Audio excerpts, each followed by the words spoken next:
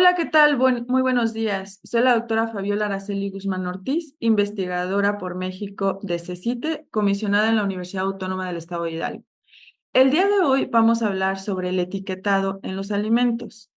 El etiquetado en alimento está regulado por la norma 051, la cual ha sido modificada el 17 de marzo del 2020, justo por la necesidad de que el consumidor entienda un poco más fácil lo que está comprando. Entender el etiquetado en un alimento es súper importante, pues para saber qué es lo que estamos consumiendo. De forma general, la norma 051 indica requisitos que debe de contener, como el nombre o denominación, la tabla nutrimental, identificación del lote y fecha de caducidad, lista de ingredientes en orden cuantitativo decreciente. Ingredientes o aditivo que causen hipersensibilidad deberá contener la palabra contiene. Contenido neto o masa drenada, nombre, denominación o razón social, domicilio fiscal y país de origen. ¿Qué es lo que vemos en una etiqueta? Una lista de ingredientes. Como mencionábamos anteriormente, la lista de ingredientes va en forma decreciente. ¿Qué significa eso? Por ejemplo, en la primera etiqueta vemos harina de trigo, azúcar, grasa vegetal, jarabe de glucosa y fructosa, lo que significa que la mayor proporción de este alimento debe de ser harina de trigo. Posteriormente, azúcar, grasa vegetal, jarabe y así sucesivamente de acuerdo a la proporción.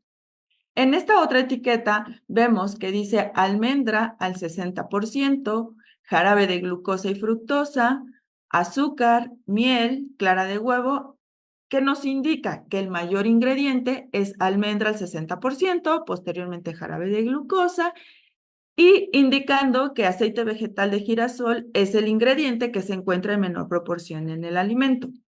En esta etiqueta vemos ajo, agua, aceite vegetal y agua. ¿Qué significa agua? Cuando vemos en una etiqueta que dice agua, se trata del agua que está siendo adicionada en el alimento como un ingrediente. No es el agua que contengan los ingredientes. Es decir, por ejemplo, si estamos hablando de una mermelada de manzana, tiene un cierto contenido de agua la manzana.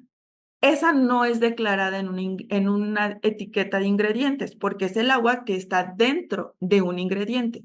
Solamente cuando vemos agua declarada significa es agua que se adicionó para la elaboración de ese alimento, ¿vale? Luego, aquí cuando vemos que dice puede contener trazas de leche, ¿qué significa eso? Puede contener trazas.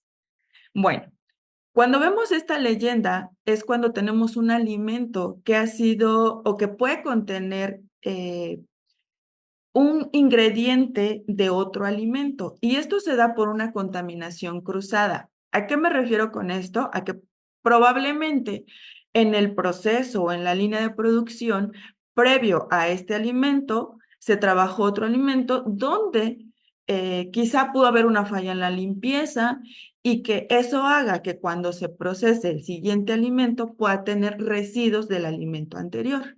Entonces, por eso se indica como trazas, ¿no? Y es importante entender a qué se refiere esto.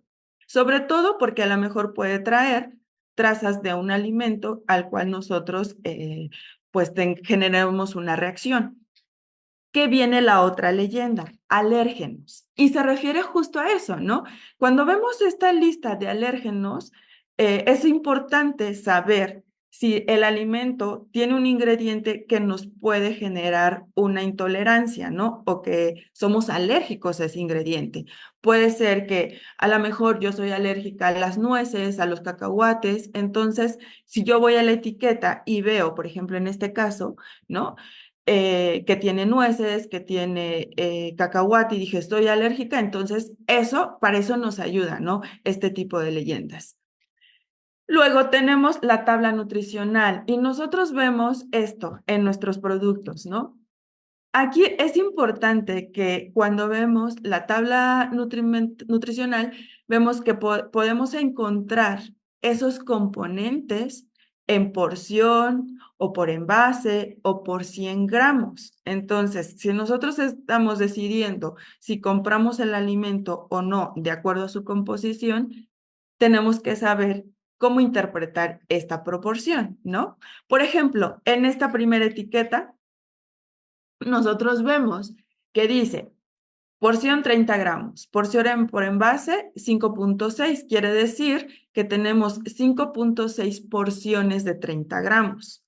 Contenido energético por porción. Vemos que dice 160 kilocalorías y pensamos que son pocas kilocalorías, pero son por 30 gramos.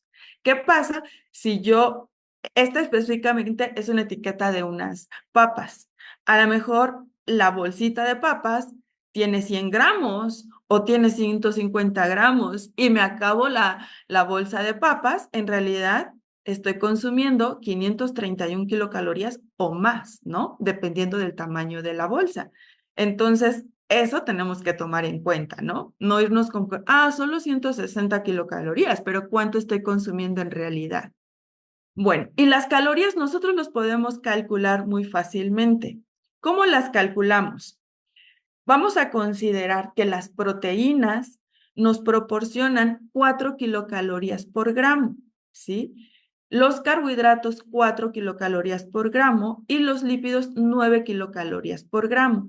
Si nosotros vamos a nuestra etiqueta y vemos que tenemos por porción o por 100 gramos 1.6 gramos, los deberíamos de multiplicar por 4.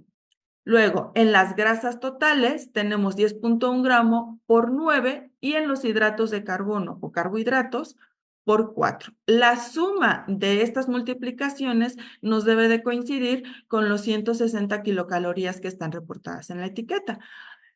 He encontrado etiquetas que no siempre están declarando el aporte calórico de forma correcta. Entonces, bueno, si son curiosos, calcúlenlo en los alimentos que están consumiendo. Aquí también, cuando vemos en la etiqueta grasas saturadas, grasas trans, ¿qué significa esto? ¿Son buenas? ¿Son malas? Bueno, las grasas saturadas tienen la peculiaridad de que todos esos átomos, de carbono están unidos por enlaces químicos sencillos.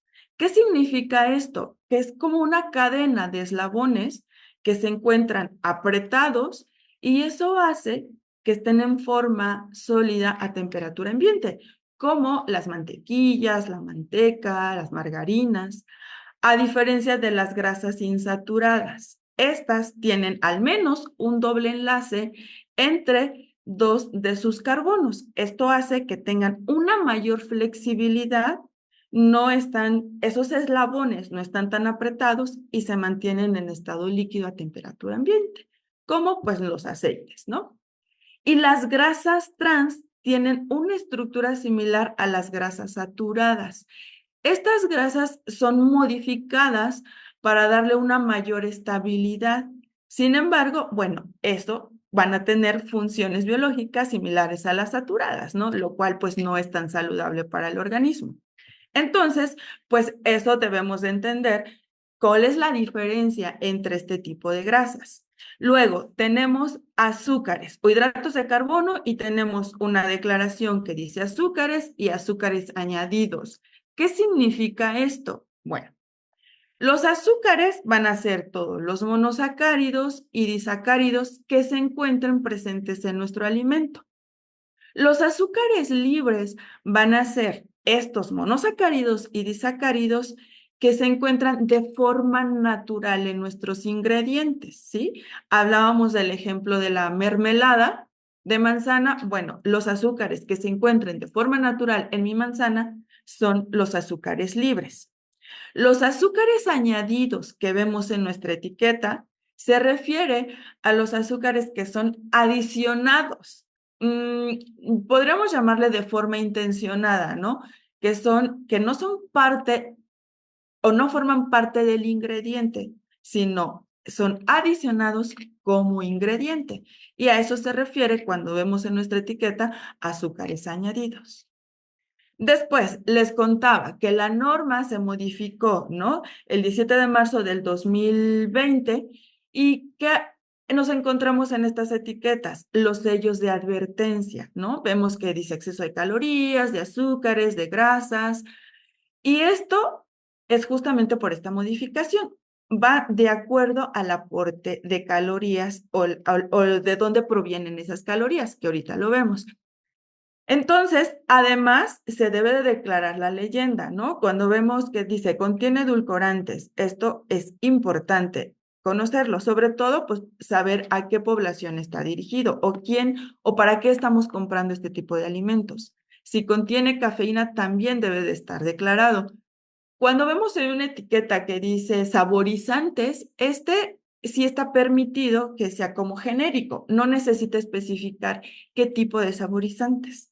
En el caso de los edulcorantes y los colorantes, sí es más específico.